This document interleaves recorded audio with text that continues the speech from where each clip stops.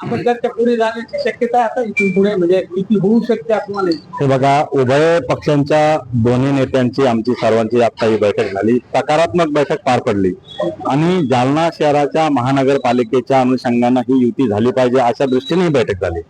आणि मग दोन्ही नेत्यांनी सांगितलं, पण आंबेडकर साहेबांनी सांगितलं, माजी आमदार आपले कैलाजी गोरंट्याल साहेबांनी सांगितलं की प्रत्येक प्रभागाचा आम्ही अभ्यास करणार आहे. सध्या ही जी बैठक झाली ही काही फायनल बैठक नाही, ही प्राथमिक बैठक झाली आणि अजून तर भारतीय जनता पार्टीच्या आमच्या सर्व उमेदवारांच्या मुलाखती होणार आहे. जोपर्यंत संपूर्ण डेटा आमच्या ताब्यात येत नाही तोपर्यंत वाटाघाटीची बैठक या ठिकाणी होणार नाही.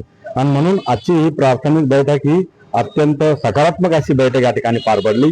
आमचे नेते सन्माननीय माजी मंत्री रावसाहेब पाटील दानवे, माजी मंत्री सन्माननीय बबनरावजी लोणीकर साहेब, कुचे साहेब, संतोष पाटील दानवे आणि आमच्या समन्वय समितीचे अशोकांना पांगारकर, सिद्धविनायक मोळे, धनराजी कापली आणि माजी आमदार आणि आमच्या महानगरपालिका निवडणुकीचे प्रमुख कैलाजी गोरंट्याल साहेब, शिवसेनेचे नेते भास्कररावजी आंबेडकर साहेब, पाटकुले साहेब आणि सन्माननीय शिवसेना प्रमुख घोळे साहेब, आमची ही प्राथमिक बैठक या ठिकाणी पार पडली आणि ती अत्यंत सकारात्मक अशी बैठक झाली.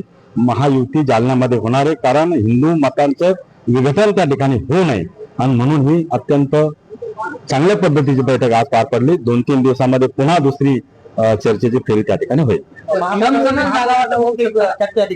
जागा वाटपाच्या अनुषंगाने ही चर्चा नव्हती. युती करायची का नाही करायची या संदर्भाने बैठक होती आणि म्हणून महायुती झाली पाहिजे असं शिवसेनेकडनंही तसा सूर येतो आणि आमच्याही पक्षातल्या काही लोकांना असं वाटतं की महायुती झाली पाहिजे आणि म्हणून भाजप, सेना, रिपाई, अजितदादा गटाची युती होईल असा आशावाद आम्हा सर्व नेत्यांना या ठिकाणी वाटतो.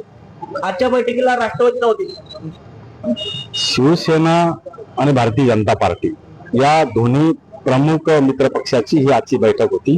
जो काही निर्णय आजच्या बैठकीमध्ये झाला आमच्या मित्र पक्षांना आम्ही तो सांगणार.